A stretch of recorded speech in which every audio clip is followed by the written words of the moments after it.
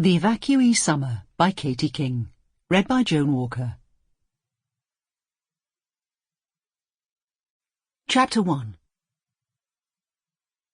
The day that Milburn came to Tall Trees Rectory seemed to take forever to arrive, and no sooner had Milburn been installed in the freshly whitewashed stable and given a metal pail of cool water to drink from, than there was an enviable trumpet of flatulence from underneath an extravagantly lifted tail, followed by an impressively large mound of droppings deposited in the corner of the stall, combining to make the children crowded over the stable door giggle in glee. Milburn's little chestnut ears flicked nervously forwards and backwards at the unfamiliar noise they were making. The Reverend Roger Braithwaite, Tommy's father, announced in a proud voice, "Just what the vegetables need," to which his wife Mabel replied in a tone much less proud, "Don't be such a daft apeth, Roger. It's got to rot down first." Nobody said anything for a moment or two, and then Tommy asked Roger in a deceptively innocent voice, "Phew, phew-ee, Pa, do ponies fart a lot, and do they do much, Tommy?" His mother quickly cut in. Milburn turned to peer at Tommy with such a comical look of shock that the children could only laugh with more abandon than they had already. The fun and games had begun a few days before. "We're going to have a pony and trap," Roger had announced grandly, bustling back to the crumb-strewn breakfast table after answering the telephone. "What do you all think of that?" Everyone who lived at Tall Trees looked at the rector in bemusement, as the thought of him driving something as old-fashioned as a trap was comical. As wonderful a clergyman as he was, they all knew that the general practicalities of life and Roger were not easy bedfellows. Roger pretended not to notice the joshing expressions of those sitting around the kitchen table, reminding everyone instead that although he was able to keep a car, petrol rationing meant it wasn't for everyday use. And probably no one needed reminding, they didn't, that he kept losing the bit of the engine he'd regularly remove.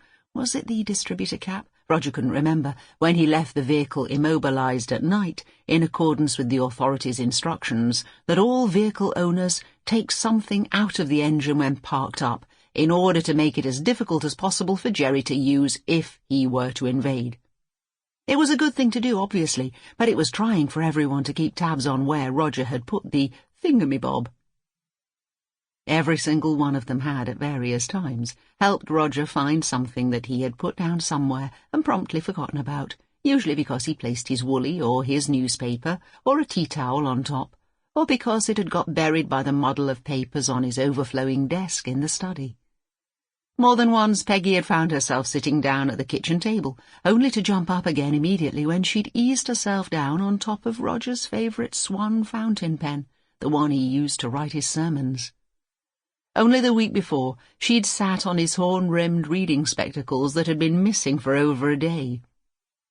Of course, Mabel was always on at Roger to be more tidy, seemingly oblivious to the fact that she was just as bad at failing to put things in their proper place.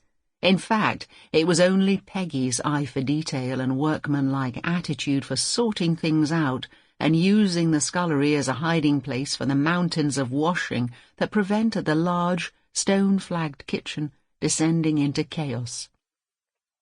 "So, from now on, for ordinary parish business it's going to be pony as opposed to horse power, with the car being reserved for real emergencies. What do you all think of that?"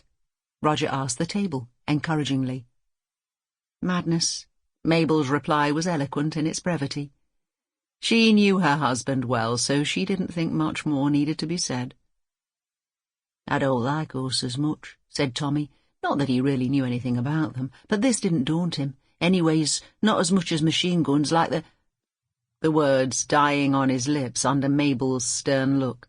She was trying to encourage her 11-year-old son to think a bit less about weapons than he did, but it was an uphill battle, as the Tall Trees boys did love to make competitive lists of guns or bombers or tanks, and they would spend hours carefully tracing photographs they saw in the newspaper and colouring them in.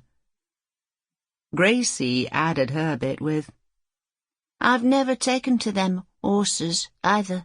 Their big yellow teeth put me right off."